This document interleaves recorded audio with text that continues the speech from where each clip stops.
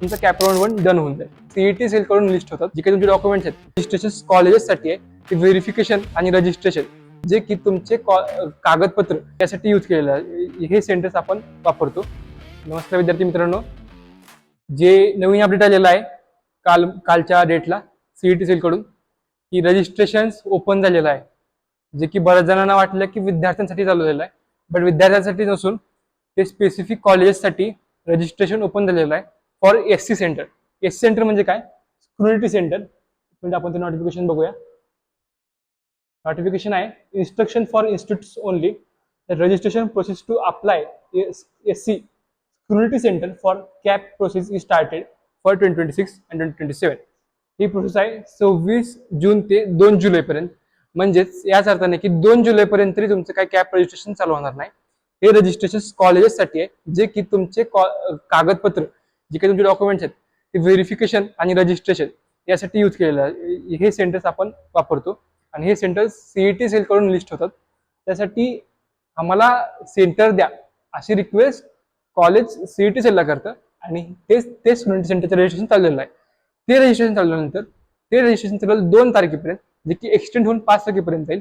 आणि 5 तारखेनंतर सगळं व्हेरिफिकेशन झाल्यानंतर सीईटी सेल अगोदर कागदपत्र पडताळणी केंद्र यासाठी याची एक लिस्ट तयार करते आणि ती लिस्ट तुमच्या साईटवर पब्लिश करते, जे की तुम्हाला आपल्या व्हॉट्सअप ग्रुपवर मिळून जाईल.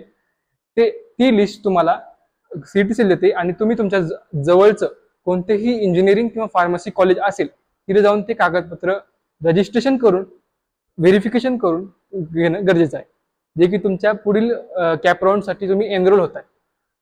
त्यानंतर पुढच्या 10 तारखेनंतर 8 ते 9 तारखेनंतर तुमची कॅप राउंड रजिस्ट्रेशन प्रोसेस चालू होईल, जी की फायनली तुम्ही त्यासाठी वाट बघताय खूप दिवसापासून. ती चालू होईल आणि त्यानंतर तुमचं पुढील 20 दिवस तुमचे रजिस्ट्रेशन व्हेरिफिकेशन चालेल, 20 ते 22 दिवस. आणि मला असं वाटतं जुलैच्या एंडला तुमचा कॅप राउंड 1 साठी किंवा फायनल मेरिट लिस्ट लागेल जुलैच्या एंडला. आणि ऑगस्टच्या फर्स्ट वीकमध्ये तुमचा कॅप राउंड 1 डन होऊन जाईल. ऑप्शन फॉर्म फिलिंग चालू, अलॉटमेंट अँड फ्रीज या 3 गोष्टी होतील की ऑगस्टच्या फर्स्ट वीकपर्यंत. आणि त्यानंतर second week second round, third week third round, एखाद्या राऊंडला आपण 5 ते 6 दिवस पकडून चलूया.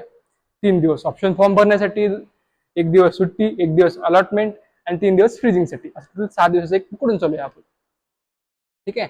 त्यानंतर ते झाल्यानंतर कॅप राऊंड 3, 4 असं चालत राहील. असं ऑगस्ट सप्टेंबर पर्यंत तुमची प्रोसेस जाण्याची शक्यता आहे. हे झालं तुमचं पूर्ण रजिस्ट्रेशन प्रोसेस. जे काही चालू आहे की प्रोबेबल 26 तारखेपासून चालू होईल, 27 तारखेपासून चालू होईल, त्याचं काही नाहीये. जे काही ऑफिशियल कागद येईल त्यावरच विश्वास ठेवावा आणि प्रत्येक नोटीसवर अपडेट द्यावा. आम्ही तुम्हाला अपडेट देत राहू. स्टे ट्यून @सक्षम प्रवेश. थँक्यू.